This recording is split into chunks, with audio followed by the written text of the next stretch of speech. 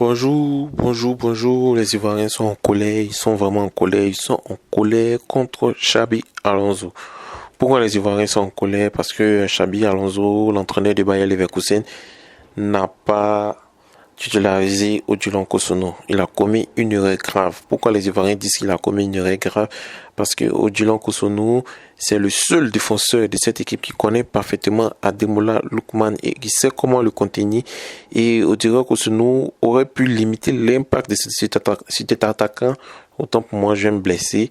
Cet attaquant dans cette finale. Donc l'absence de Kosono a pesé sur la défense et on a vu les limites de cette défense. Et aussi, on n'a vraiment pas compris le jeu de Edmond Tapsoba en fait. Voilà, sa manière de jouer, franchement, c'est un joueur qui peut donner crise cardiaque quoi. Parce que souvent trop de facilité, ça crée des problèmes aux défenses en fait. Donc c'est vraiment déplorable qu'ils aient perdu cette finale avec un lourd score 3-0 et on a vu le visage de notre cher Odilon Kosono. Odilon Kosono, lui, il est tellement découragé. Mais bon, c'est pas grave, courage à toi champion.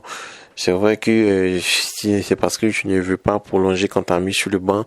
Il y a des gens qui pensent que c'est parce que tu ouvres rien qui est sur le banc. Non, c'est parce que tu ne veux pas prolonger que tu es sur le banc. Voilà, donc ça va aller. En tout cas, cela n'entache pas la grosse saison que vous avez eue. Il reste encore une finale. Donc, on espère que vous allez remporter cette finale.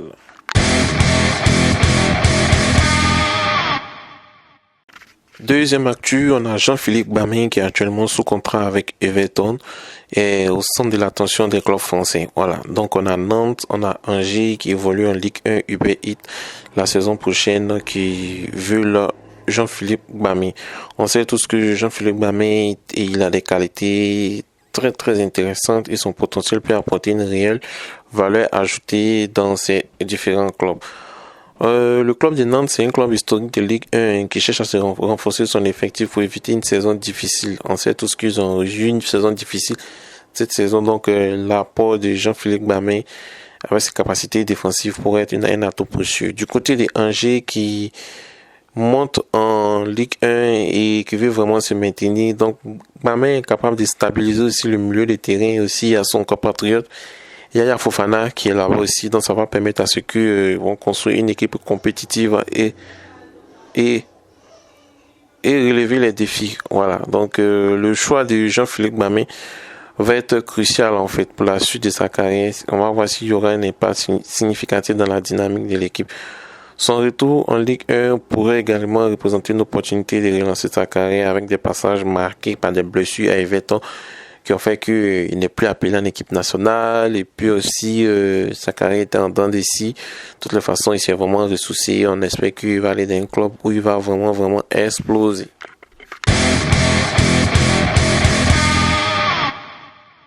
Troisième actu, on a Jean-Philippe Grasso qui a une nouvelle distinction avec son palmarès. Voilà, donc il a remporté la Coupe nationale avec l'Étoile Rouge de Belgrade en Serbie. Donc son équipe, ils ont triomphé lors de la finale.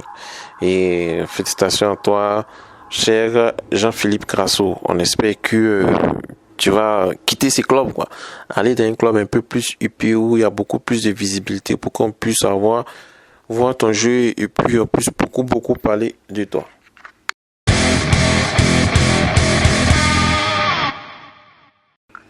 Quatrième actu, qualification historique de l'Olympique Sport d'Abobo. On l'appelle OSA. Voilà, donc cette qualification dans le dernier carré de la Coupe nationale est une très grosse chose pour l'OSA qui, on sait tous que l'OSA est monté en première division de Côte d'Ivoire. Donc bravo à l'équipe qui a battu le travail jusque-là. Après la montée acquise dimanche dernier, nous reverrons la demi-finale de la Coupe nationale avec l'OSA d'Abobo. Donc félicitations aux OSALais.